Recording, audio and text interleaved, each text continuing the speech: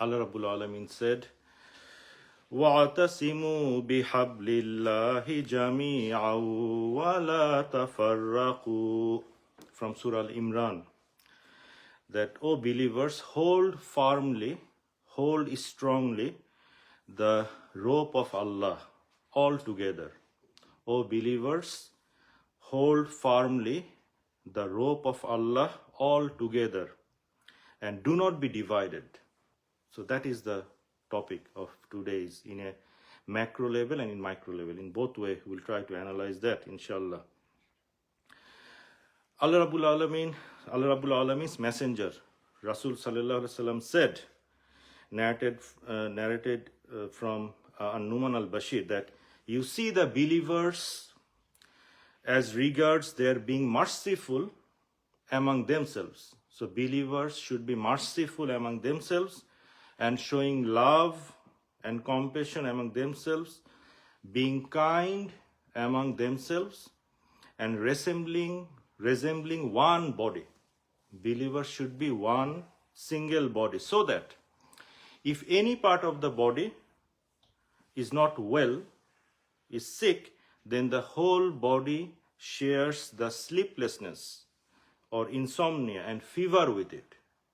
Which means, for example, if we have a toothache, we have a headache, we can't do anything basically. The whole body suffers. So the believer should be like that. So if anyone, basically this hadith entails that conclusion that if anyone doesn't believe, doesn't really react in this way, he or she should ask the question about his belief according to this hadith. He should concerned that what I'm doing, if I'm not a believer, then what's the point of doing all these things? So if even that question doesn't raise in his mind, then that's a big question, right? So everyone should really consider that thing, that the believers are, or the mu'min are one body. What is the definition of this notation of these believers, right? Is it bound to a particular region? Is it bound to a particular race? Is it bound to a particular nationality or anything? No. The answer is simply no. It is not bound to a mazhab. It is not bound to Shia and Sunni. It is not bound to anything basically. It is only bound by the declaration in mouth, La ilaha illallah Muhammadur Rasulullah. Whoever declares there is no God worthy of worship but Allah, and Muhammad is his servant and messenger, is a believer. So it's not bound by any border or anything. And we need to reflect this hadith in the exactly same manner, that all the believers around the globe are one ummah. For our work, for our activities, for our progression, we can make different groups, we can make different forms, but our intention is to foster, to improve the whole ummah, all the believers. It's not like whatever my group is doing is the right thing. It is completely wrong, absolutely wrong. We must have that concept clear. And that concept can be verified from the practice of Prophet Muhammad sallallahu alaihi wasallam. That time there was no groupings, there are no separate kind of thing that some people are sitting there, some people are sitting that mosque and so on. No. Everyone was same. So our cry, our feelings should be the same if our clan, our tribe, our country is affected. At the same way, if another country like Palestine is affected, our movement of hearts, our cry of hearts should be exactly the same. If not, then there is a real doubt. Are we really believing? Are we really a believer? According to this clear definition of believer as per Muhammad sallallahu alaihi wasallam. Now, what should we do? That is one of the reflection is that, for example, if any Muslims are suffering, if we see the pictures, then how can we really enjoy our life? According to this particular hadith, that the believer should be, passing very sad time according to this particular thing. And one of the duty in that particular case is to make dua for them, is to cry for them, to make dua at night, during the prayer, during the shuzu, during the prostration. Definitely, if that prayer is not there, that dua is not there, then what is the reflection that I'm feeling for him? I'm feeling for that poor countries, right? Against which those poor, helpless nation, against which the fourth superpower is fighting. And they lost the ground of battle when they started killing the civilians. If they have the minimum courage, minimum bravery, they should fight combat to combat. But when you cannot fight in combat to combat and you start killing the civilians, that is the clear notation of your absolute defeat. Absolute defeat. And that is the success of the believers in this life. Therefore, we should try to think that, because sometimes we ignore all these things and we just forget the things. It's not like we do it intentionally. We forget the things. That is the nature of the human. And we try to enjoy with others, try to share the pictures of the enjoyment. We should be really careful on that thing. We should be careful, at least. I'm not saying that we should ignore that, because we must give time to the family, we must have the good time, but we try to be really careful on that particular context. Prophet Muhammad sallallahu alaihi wasallam said, narrated from Anas bin Malik, and this hadith is really give another indication of unity in family level, in relative level, in our social community level, is that Prophet Muhammad sallallahu alaihi wasallam said, none of you will believe or will have the faith until you love for your brother what you love for yourself. If we really reflect this hadith, unbelievable benchmark, right? Due to the liberal society at present, it's not possible really to achieve that, because people are becoming absolute selfish. People in jobs, in business, absolute selfish minded, right? So this is really the benchmark of that. And this hadith clearly indicate the difference between the believers of Prophet Muhammad's time and us. So when we sometimes do many good deeds, right? And I also sometimes think in this way. If we do many good deeds, and then if you look at this hadith, then we can imagine that we are nothing. Are we following this hadith basically? Are we really feel the same? So if we don't feel the same for others, what we love for myself, if I don't think for others in the same way, we're not a believer, according to this definition of hadith. And this hadith is narrated in Bukhari and Muslim. Muttafaqun alayhi. There is no question on the authenticity of this hadith. There is no question, which means really powerful. And if we think this hadith, you'll see that you cannot really be angry against anyone. You cannot have the jealousy against anyone. You cannot have the arrogance against anyone. You cannot, do harm to anyone.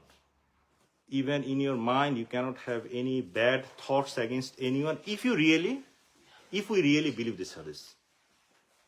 And this hadith, single hadith, can clearly wipe out all the spiritual disease from the heart.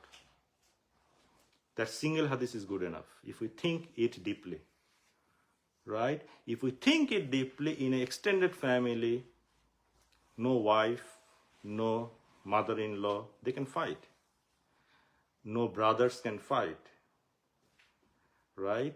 No uncles with his nephew can fight. And this is the lesson from this single hadith, that none of you will believe or will have the faith until you love for your brother what you love for yourself. Then envy, anger, miserliness or stinginess, desire to showing off, everything will be wiped off. If someone doesn't have that belief, he is actually doing the showing off. he is becoming arrogant, right? He cannot cheat, he cannot commit fraudulent behavior, arrogance, etc. So that hadith itself can purify someone's heart, and that is the minimum level of belief. So that's why I'm just finishing the first part of the khutbah, is that one of the hadiths saying, I was reading that hadith, is saying that Prophet Muhammad said, don't call yourself as a believer. You can say that you are a Muslim, but belief, to enter into the heart of the components of belief, is the highest level of benchmark, right? May Allah Rabbul Alameen give us the understanding. Aqulu qawli hadha wa astaghfiru innahu ala kulli shay'in qadir.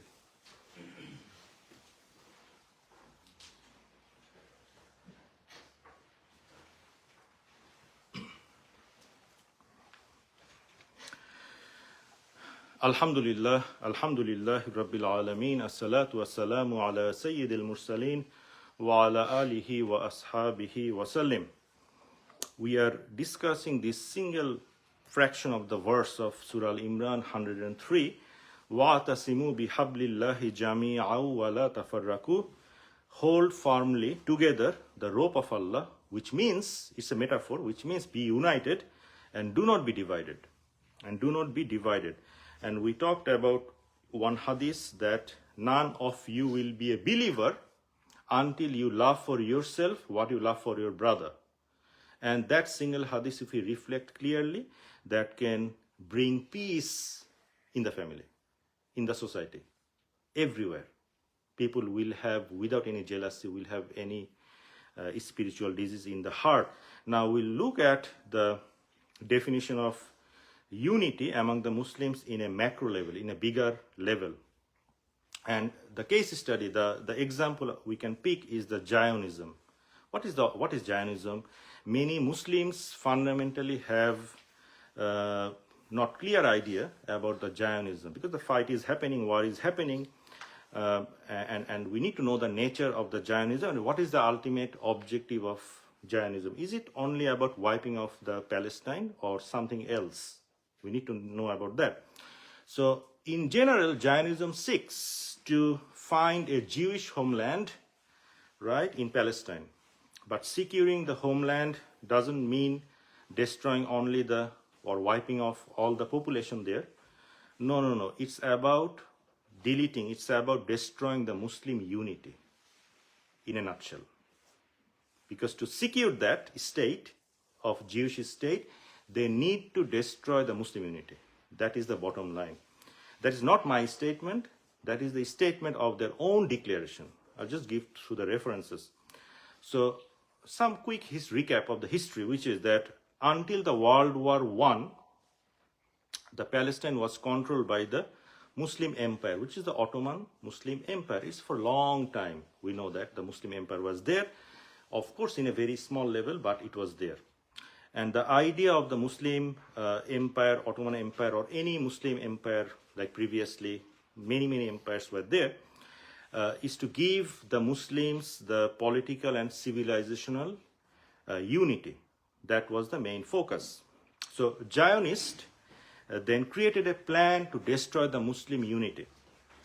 Now, by the time of World War I, the Zionist lobby made a strong influence. They created a strong influence on US policymakers. And they agreed with the Britain to start the war against German, right? And German was with the Ottoman Empire. So Muslims was on that side, and they were defeated. And then the start of Israeli state was happening, was conducting. But one of the plans they took, they actually realized that if we take that state and if we stop there, we can be diminished unless the Muslim worlds become united. I mean, when they become united, then actually we cannot achieve that in the long run. That's why they made a plan to make them weak. So divide the countries. So all these small, like Kuwait, Qatar, you can imagine, very small lands. Some of these are big lands. They just divided, and each power, like French, UK, British, US, British, everyone took their own kind of lands. And then they decided in a Balfour Declaration that, okay, this is the state, this is the portion. in Palestine that can be started as a Jewish state. But before that, actually Kenya and some of the countries in Africa, that was the plan, to start the Jewish state. Anyway, all these are colonial plan that was happening. And for that plan, in 1922, the Muslim empire was dissolved. And then for the next 3 decades, Israel was progressing. They started fight, they started massacre and so on to gain the lands of the Palestine. Okay. Now, at the same time, they decided that, okay, somehow we need to stop the Muslim unity in terms of political, in terms of economic, and so on, right? And then in 1982, they made a plan. So it's an article. It's called Enon Plan. It's a controversial document published by the World Zionist Organization publication. It's named Kivunim in 1982. So that document suggested that all the Muslim countries should not be united. It is their plan. It is written, published documents. So if they're united, we'll be in trouble. So as a strategy, we need to make them weaken, like weak entity. Possibly if they don't have any military power, this is the best.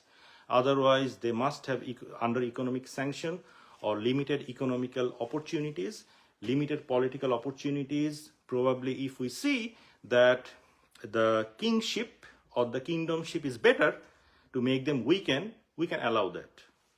If we find that democracy, if we maintain the democracy there, that would be harmful, we cannot establish the democracy there. So they became they took strategy selectively. In some countries, they become advocate for the democracy. In some Muslim countries, they become advocate for the oppression, right? We know that strategy. So this is actually came from the Enon Plan in 1982.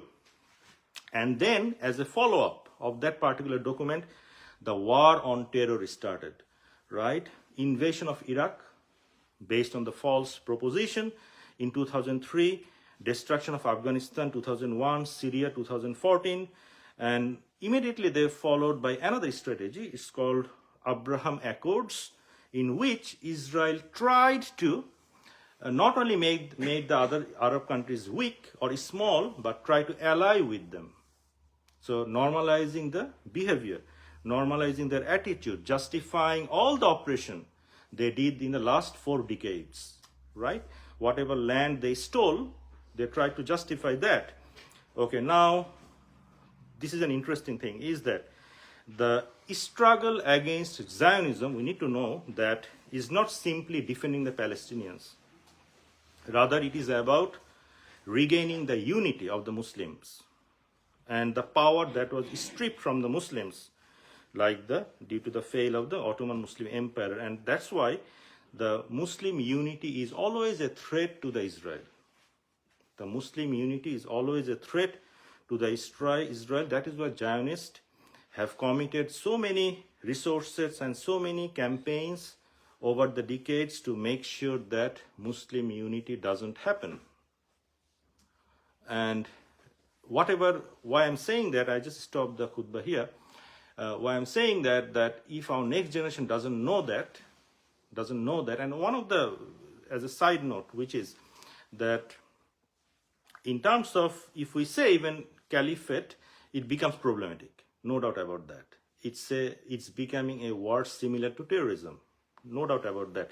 But if you look at the hadith, if you look at the hadith about the hadith of Imam Mahdi or Mahdi who will come, just quoting from the simple hadith, right? So he is actually, it is mentioned, for example, yakunu fi akhiri zamani khalifa. So in hadith, these words are clearly there. And one of the twists of Zionist is to twist all the words. And to twist the words, they even try to make agenda like ISIS, so that people start hating that particular word. Although if they're creation of Zionism, we should not be surprised, because to make something void, they can take any strategies. That's why whatever illogical thing the ISIS and all the extremist groups are doing, we're completely against that. But we should not hate some of the word that is defined in Quran and Sunnah. If we do, then we have to ask our question in belief, because our Prophet ﷺ said that word, the Quran said those words. So the Muslim unity, I talked about the macro level, so that our generations can be aware of that thing. Aqulu qawli hadha wastaghfiru innahu ala kulli shay'in qadir.